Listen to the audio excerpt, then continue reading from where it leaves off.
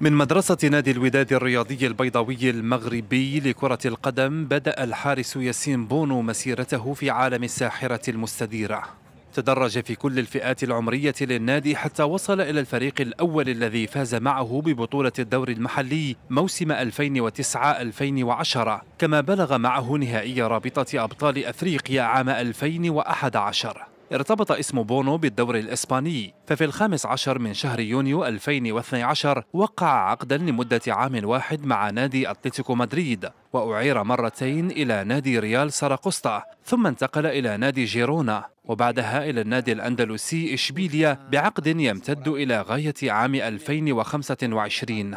في شهر نوفمبر 2012 استدعي لأول مرة إلى المنتخب الوطني المغربي الأول، وخلال هذه الفترة اتصلت كندا بياسين بونو لتمثيلها، وهو الذي يملك جنسيتها، لكنه رفض ذلك وقرر مواصلة اللعب لأسود الأطلس. حصل ياسين بونو على لقب الدوري المغربي مع الوداد والإسباني مع أتلتيكو مدريد إلى جانب كأس السوبر الإسباني، كما حقق لقب الدوري الأوروبي مع نادي إشبيليا عام 2020. وعلى الصعيد الفردي حصل على جائزة أفضل حارس مرمى في الدوري الأوروبي موسم 2019-2020، كما فاز بجائزة زامورا لأفضل حارس للمرمى عام 2022، ورشحته مجلة فرانس فوتبول لجائزة أفضل حارس مرمى في العالم.